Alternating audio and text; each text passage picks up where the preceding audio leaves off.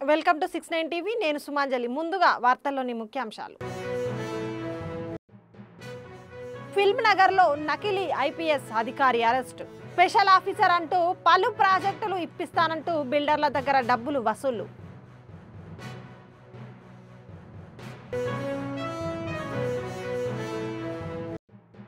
నర్సాపూర్ నియోజకవర్గంలో కాంగ్రెస్ పార్టీకి భారీ షాక్. రాష్ట్రంలో కాంగ్రెస్ ప్రభుత్వ వైఫల్యాలను ఎండగడుతూ బీఆర్ఎస్ పార్టీ అభివృద్ధిని కాంక్షిస్తూ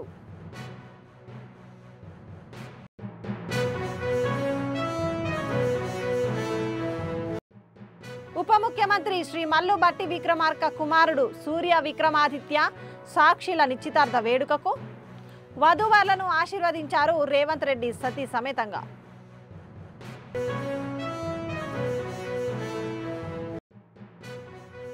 CRPF cobra unit assistant commandant Rakesh Chaurasia కుమార్తె పెళ్లి.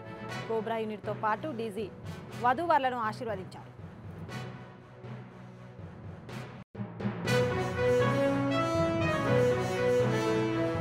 ఇక డీటెయిల్స్లోకి వెళ్తే, ఫిల్మ్ నగర్లో నకిలీ ఐపీఎస్ అధికారి అరెస్టు చేసిన పోలీసులు శశికాంత్ అనే వ్యక్తి మోసాలకు పాల్పడుతూ ఇద్దరు గన్మెన్లను పెట్టుకొని స్పెషల్ ఆఫీసర్ ఐఏఎస్ అధికారి అంటూ బిల్డర్లకు పలు ప్రాజెక్టులు ఇప్పిస్తానంటూ డబ్బులు వసూలు చేసుకొని తీసుకున్న డబ్బులు ఇవ్వకుండా గన్మెన్లతో బెదిరిస్తూ బిల్డర్లను మోసం చేస్తున్నాడని ఫిర్యాదు మేరకు ఫిల్మ్ నగర్లో పోలీసులు అరెస్టు చేశారు.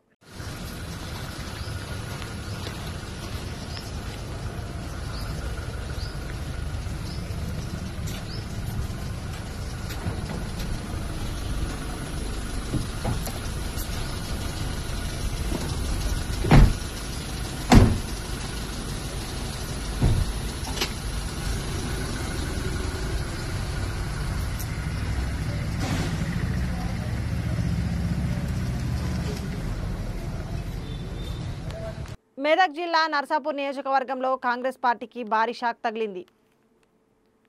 రాష్ట్రంలో కాంగ్రెస్ ప్రభుత్వ వైఫల్యాలను ఎండగడుతూ బీఆర్ఎస్ పార్టీ అభివృద్ధిని ఆకాంక్షిస్తూ నర్సాపూర్ నియోజకవర్గానికి చెందిన పలువురు కీలక కాంగ్రెస్ నాయకులు గులాబీ గూటికి చేరారు. స్థానిక ఎమ్మెల్యే సునీత లక్ష్మారెడ్డి ఆధ్వర్యంలో మాజీ మంత్రి హరీష్ రావు సమక్షంలో కాంగ్రెస్ పార్టీకి చెందిన ఆంజనేయులు, శరత్ చంద్ర, మల్లేశం, నరసింహారెడ్డి, అరవింద్ బాబు మరియు ఇతర స్థానిక నాయకులు కార్యకర్తలు బీఆర్ఎస్ పార్టీలో చేరారు. వారికి హరీష్ రావు గారు గులాబీ కండువా కప్పి సాదరంగా పార్టీలోకి ఆహ్వానించారు.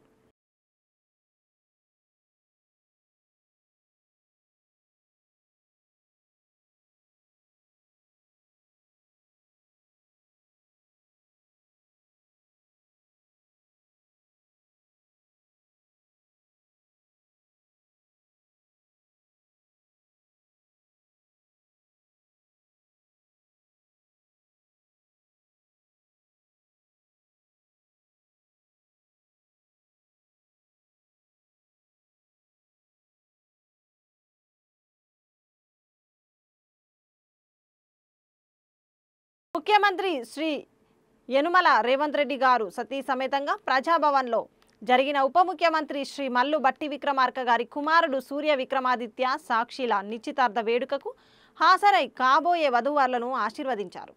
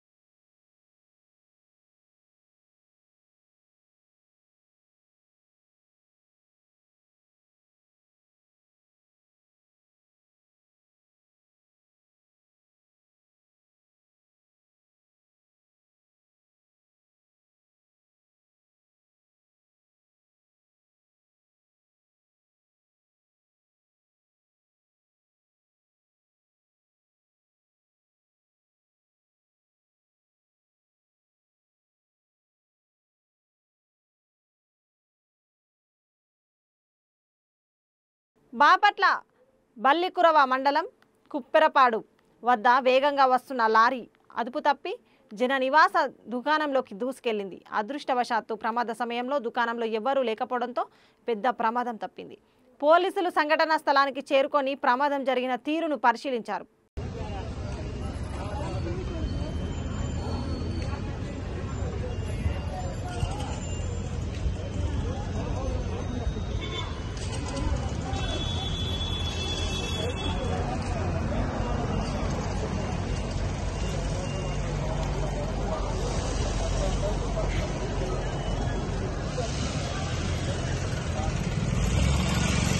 అయ్యప్ప మాల ధరించిన కాంచన్బాగ్ ఎస్ఐ కృష్ణకాంత్కు ఇచ్చిన మెమోను ఉపసంహరించుకోవాలని భారీగా సౌత్ ఈస్ట్ జోన్ డీసీపీ కార్యాలయానికి చేరుకున్న అయ్యప్ప భక్తులు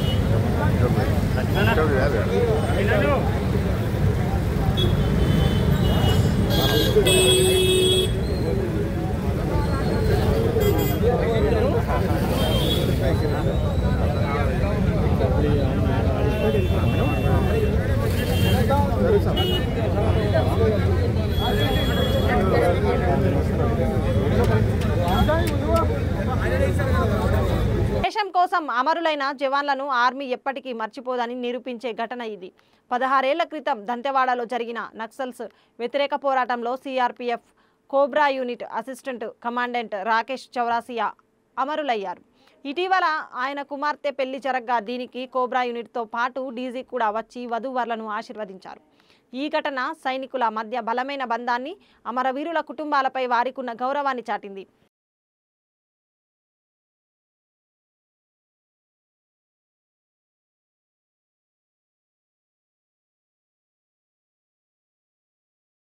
హైదరాబాద్ కాంచన్బాగ్ పోలీస్ స్టేషన్లో ఓ ఎస్ఐ అయ్యప్ప మాల వేసుకుంటే ఆ ఎస్ఐకు ఉన్నతాధికారులు మెమో జారీ చేయడంతో డీజీపీ కార్యాలయాన్ని అయ్యప్పలు ముట్టడించారు. ఎస్ఐకు ఇచ్చిన మెమోను వెనక్కు తీసుకోవాలని డిమాండ్ చేశారు. డీజీపీ కార్యాలయం లోపలికి వెళ్లేందుకు యత్నించిన అయ్యప్ప స్వాములను పోలీసులు అడ్డుకున్నారు. పోలీసులకు అయ్యప్ప స్వాములను మధ్య వాగ్వాదం, తోపులాట జరిగింది. పోలీసులు ఆందోళన చేస్తున్న అయ్యప్పలను అరెస్టు చేశారు.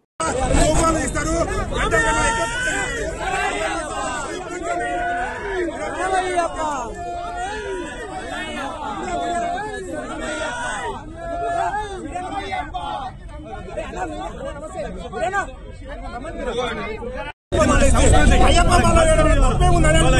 నేనేమైనా భిక్ష పెట్టమన్నా లేకపోతే నేను డబ్బులు అయ్యప్ప మాల కోసం ఈరోజు కేవలం ఆయన భక్తి ప్రదర్శిస్తే ఈరోజు నువ్వు మెమో జారీ చేస్తావా? ఈరోజు ముఖ్యంగా ఎందుకు జారీ కావు? నువ్వు టోపీ పెట్టుకుని వాళ్ళకి జారీ అయ్యావు. రంజాన్ పండుగ టైంలో గంటలు ఎక్స్ట్రా టైం ఇస్తావు కదా, ఎందుకు ఇస్తావని అడుగుతున్నా నేను. ఇలా ముస్లింలకు గురువులు, హిందువులకు గురువులా బిడ్డ? ఇదే విధంగా నీ పరిపాలన కొనసాగిస్తే గతంలో కేసీఆర్ పొందగాళ్ళు, హిందువులు పొందగాలు అంటే ఇంటికి పరిమితం చేస్తాం. అదే విధంగా నిన్ను కూడా ఇంటికి పరిమితం చేస్తాం. రేవంత్ రెడ్డి గారు వెంటనే మీరు చేసిన తప్పులు క్షమాపణ చెప్పి, హిందువులకు క్షమాపణ చెప్పి ఆ స్వామికి ఇచ్చిన మెమోని వెంటనే విత్డ్రా చేసుకోవాలి. రేపటి నుంచి అన్ని చౌరస్తాల్లో అయ్యప్ప స్వాములు, యువకులు అందరూ కూడా రోడ్డు మీదకి వస్తాం. బరాబర్ ఈ ప్రభుత్వంతో తెలుసుకుంటాం. రేవంత్ రెడ్డి ఎలక్షన్ ముందు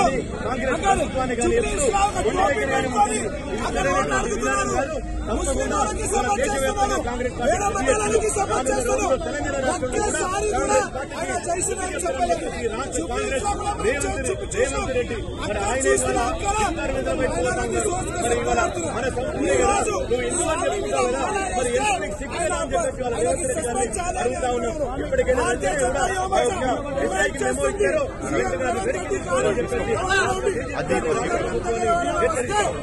చెప్తున్నా మీ దగ్గర వచ్చి ఏం చేయాలో మేము చేస్తున్నా. ఈ రోజు కూడా స్వామి వాళ్ళ శాంతిపూర్వక వస్తే స్వామి వాళ్ళకి లాఠీ చార్జ్ చేస్తున్నారు. ఇంకే పరిస్థితి లేదు.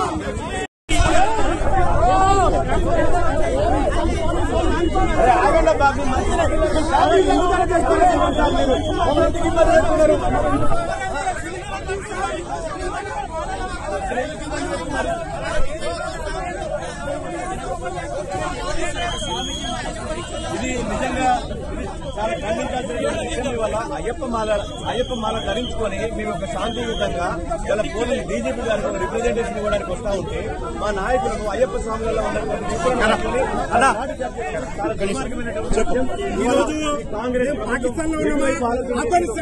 బీసీలకు పంచాయతీ ఎన్నికల్లో రిజర్వేషన్లు తగ్గించడాన్ని నిరసిస్తూ బీసీ సర్పంచ్ ఎంపీటీసీల ఫోరం ఆధ్వర్యంలో గన్ పార్క్ తెలంగాణ అమరవీరుల స్తూపం దగ్గర 12 గంటలకు జరిగే నిరసన కార్యక్రమంలో మాజీ మంత్రి వి శ్రీనివాస్ గౌడ్ పాల్గొంటారు. దయచేసి కవర్ చేయగలరు. ప్రజల కొరకు చేసిన ఒక్క పని లేదు ఇప్పటి వరకు. ఇచ్చిన హామీల గురించి చర్చనే లేదు. 6 గ్యారెంటీల అమలు పక్కన పెట్టి ఆ 420 లిస్టు దేవులాడితే దాంట్లో ఒకటేమైనా జరిగిందా అంటే ఒకటి లేదు. పైగా ఇచ్చిన హామీలకు విరుద్ధంగా పనిచేస్తున్నారు.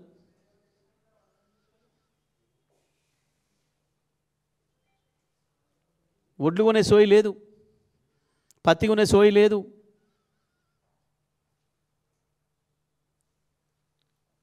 పోయిన యాసంగి తీసుకున్న ఒడ్లకు సన్నోట్లకి ఇంతవరకు సబ్సిడీ ఇచ్చిన దిక్కు లేదు. ఓ దిక్కు కళ్ళాలలో మొలకొస్తున్నాయి ఒడ్లు కొనుగోలు కేంద్రాలల్లో. కావాలని చెప్పి దళారుల పాలు చేస్తున్నారు రైతాంగాన్ని. వాటిపైన లేదు సోయి. పొద్దున్న లేస్తే నీకెంత నాకెంత. ఈ మధ్యన ముఖ్యమంత్రి కొంచెం లిబరలైజ్ అయ్యిండట. మొన్నటిదాకానే ఒకటే చేసుకునేది. ఈ మధ్యన తప్పట్లేదు, మంత్రులను కూడా కలుపుకోక వాళ్ళకు కూడా ఇంత వాట అయ్యాక ఈ హిల్ట్ పాలసీతో దాన్ని అమలు చేస్తున్నాడు. అందుకే చాలా ఐక్యమత్యంగా ప్రవర్తిస్తున్నారట ఇప్పుడు హిల్ట్ పాలసీతోని. రావాలి నిజంగానే వాళ్ళ ప్రజల పట్ల కమిట్మెంట్ ఉన్నోడు ఎవడన్నా ఒక్కడు ఉంటే దాంట్లో బయటకు వచ్చి రాజీనామా చేయాలి.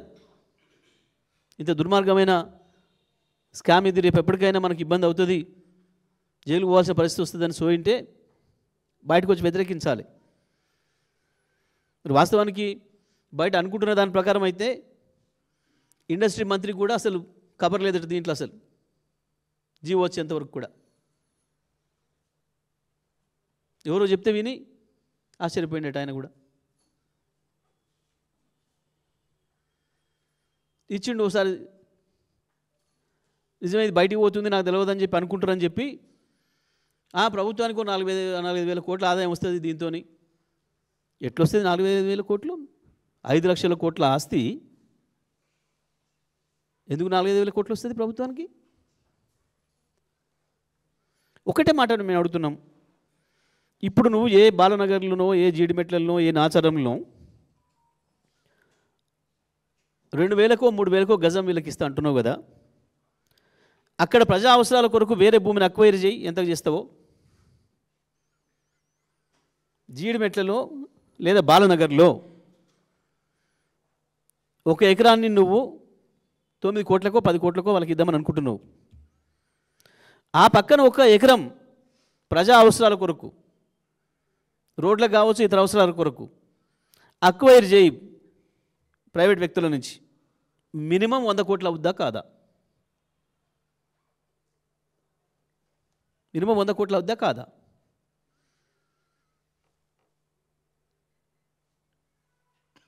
ఎక్కడో రింగ్ రోడ్ అవతలున్నా భూమికి 190 కోట్లు వచ్చిందని నువ్వే గప్పాలు కొడుతీవి. ఇది గీడ కనుచూపు మేరలో ఉంది, ఇక్కడి నుంచి చూస్తే కనబడుతుంది.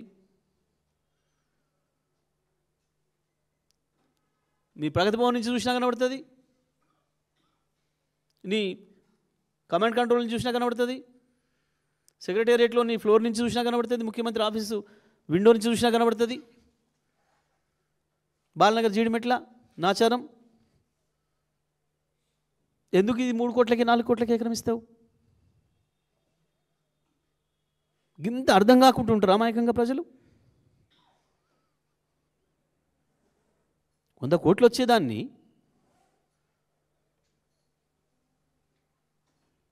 ఎక్కడ లేదు ఇప్పటి వరకు. ఇటువంటి భూములకు సబ్ రిజిస్ట్రార్ విలువ తీసుకొని దాంట్లో నుంచి 30% కట్టాలనేది ఇక్కడ ఉందా ఇప్పటివరకు దేశంలో? గత పాలసీ అని చెప్పి అంటున్నారు మీరు. గత పాలసీ ప్రకారం ఇప్పుడు ఎక్కడ చేసిన చూపించిన ఒకటి దాన్ని కూడా విచారణ చేయి. బులెటిన్ ముగించే ముందు హెడ్లైన్స్ మరోసారి. ఫిల్మ్ నగర్లో నకిలీ ఐపీఎస్ అధికారి అరెస్ట్. స్పెషల్ ఆఫీసర్ అంటూ పలు ప్రాజెక్టులు ఇప్పిస్తానంటూ బిల్డర్ల దగ్గర డబ్బులు వసూలు.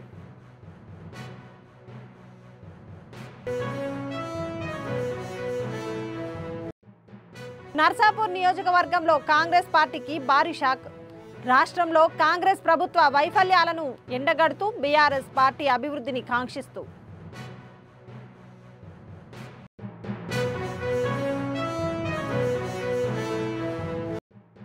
ఉప ముఖ్యమంత్రి శ్రీ మల్లు భట్టి విక్రమార్క కుమారుడు సూర్య విక్రమాదిత్య సాక్షిల నిశ్చితార్థ వేడుకకు వధూవరులను ఆశీర్వదించారు రేవంత్ రెడ్డి సతీ సమేతంగా.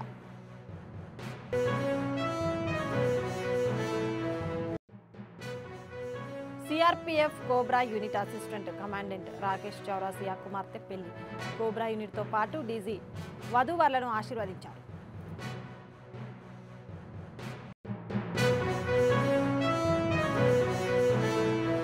ఇవి బులెటిన్ విశేషాలు. మరిన్ని అప్డేట్స్ కోసం చూస్తూనే ఉండండి 69 టీవీ న్యూస్. నేను సుమాంజలి, సైనింగ్ ఆఫ్.